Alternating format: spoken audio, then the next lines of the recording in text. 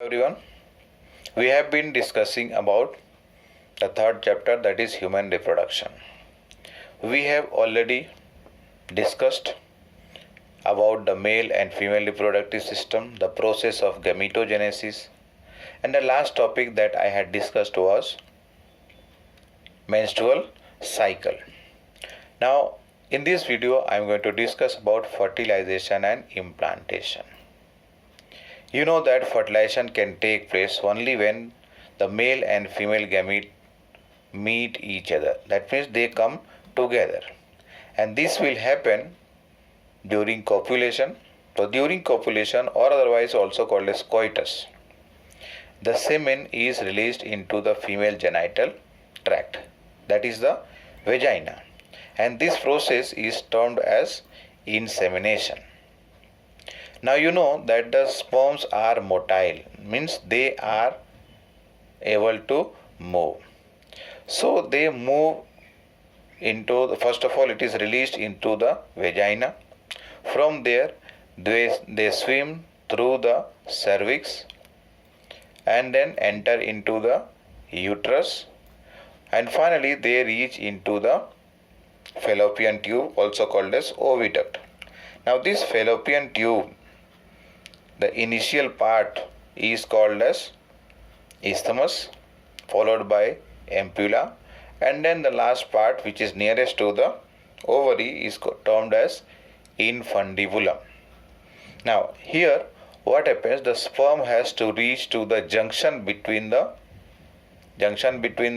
isthmus and the ampulla.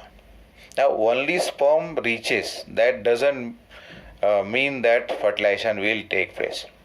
Simultaneously the ovum also should be released from the ovary, and then simultaneously both these, the sperm and the ovum, has to come at the junction of isthmus and ampulla, where fertilization has to take place.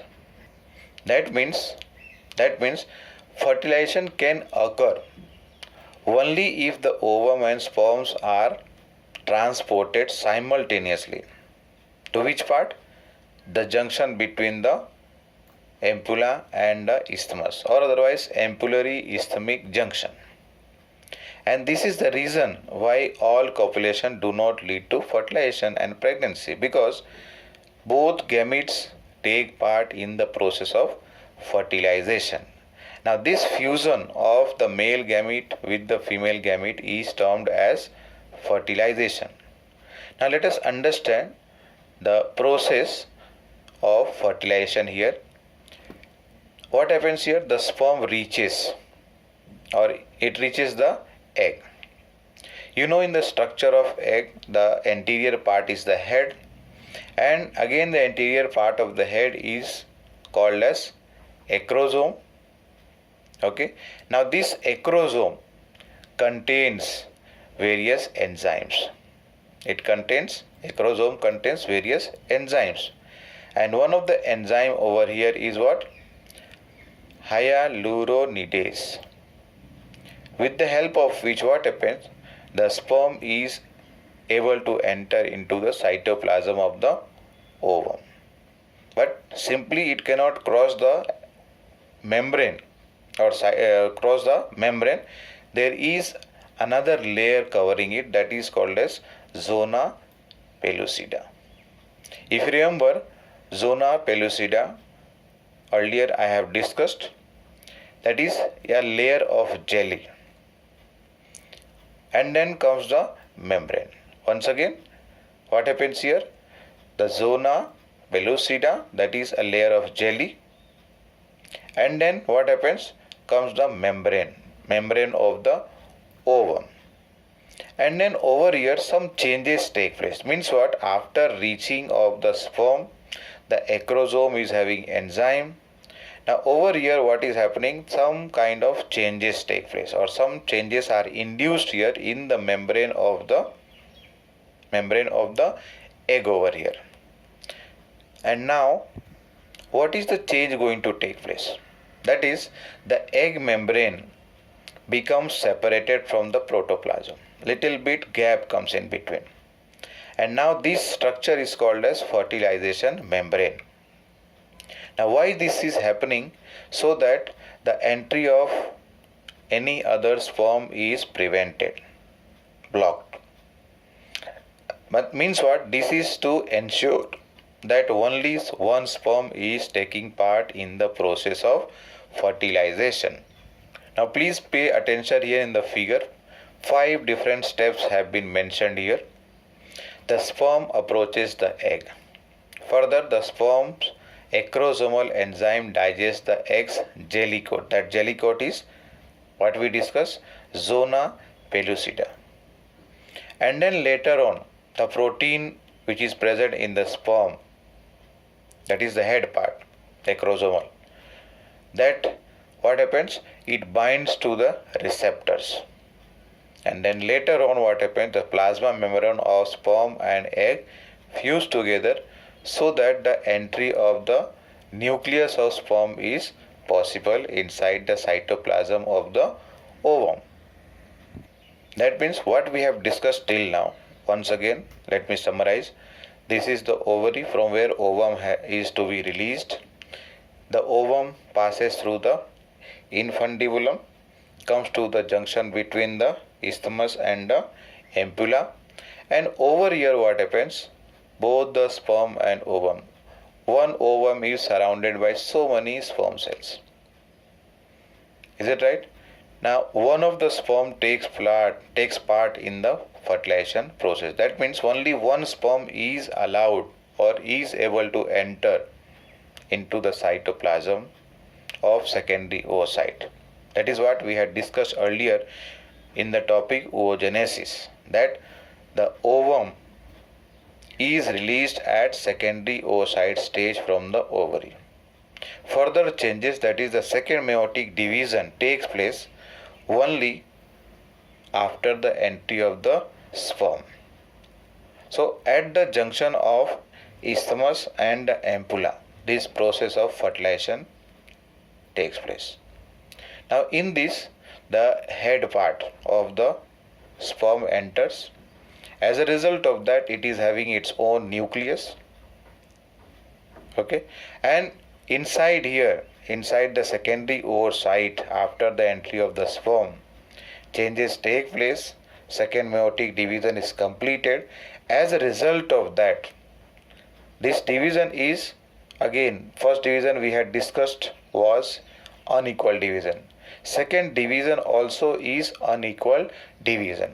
And as a result of that, what happens? One larger cell, that is the functional ovum, and the second one, that is a second polar body, is formed. Second polar body has no role in the fertilization, only the functional ovum has to get fertilized. Now here the nucleus of the sperm and nucleus of the egg has to take part in fertilization, that is the fusion process. So here if you just note down what happens after the entry of the sperm into the cytoplasm of the secondary oocyte, this induces the completion of second meiotic division in the, or otherwise, of the secondary oocyte. Now this second meiotic division, as I mentioned earlier, is again unequal division.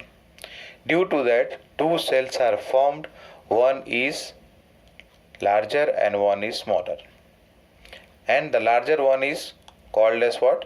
The ovum, that is the functional ovum, also called as ootyne, and the second one is the second polar body. Second polar body, as I mentioned earlier, does not have any role in the process of fertilization. Now this haploid, the male nucleus that has entered inside, is called as now male pronucleus of the sperm, and the ovum is having its nucleus, so that will be called as pronucleus of ovum. Now both of these pronucleus of male and female, or otherwise the sperm and the ovum, they fuse together, and as a result of that they form the diploid zygote. They form the diploid zygote over here. Now this zygote moves towards the uterus. As it moves here, it undergoes mitotic division and the number of cells goes on doubling after the division, and this process over here is termed as cleavage. One cell is present in the zygote. This divides 2 cells. Second division takes place as a result of that 4 cell. Third division again 8 cell, 16, 32. Every time it goes on doubling. And during that time it also keeps moving towards the uterus where it has to get implanted. Now there is a question, how many chromosomes will be there in zygote? So here we are talking about the human being. So 2n, that is the diploid, zygote is diploid. As a result of that, how many chromosomes will be there? 46 chromosomes will be there. Now 46 chromosomes are there. Now we have to also remember here, or we have to pay attention here, that during fertilization or after fertilization, you can say the sex has been decided. मतलब fertilization के time पर ही क्या हो रहा है? The sex of the child or the embryo is decided. How it is decided?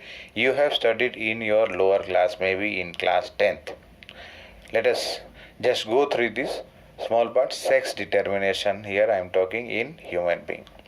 You know that the chromosome in case of human, male and female, only I am talking over here about the sex chromosome. There are total 46 chromosomes. Out of that, 2 chromosomes, that is one pair, is called as sex chromosome. So this sex chromosome in female is having 2 chromosomes which are of X type. And in case of male, one is X and one is Y. So during gametogenesis in the ovary of female and testis of the male, what happens here? The gametes are formed which are haploid. Gametes are formed which are haploid, both of male and female. That means what? One ovum will contain only one X chromosome. And in case of female, you know that 2 chromosomes are there which are of X type. So that means all the gametes of female or all the ovum produced by the ovary will be having X chromosome. Whereas in case of male, there will be 2 different types of gametes. Some 50% gametes will be having, or 50% sperms will carry the X chromosome, and other 50% of the sperms will carry Y chromosome. And after fusion, after getting fertilized, this is going to develop the zygote. This zygote may carry XX or XY. Means the sex chromosome in the zygote may be XX or XY, depending on which sperm, or otherwise depending on the sperm carrying X or Y chromosome.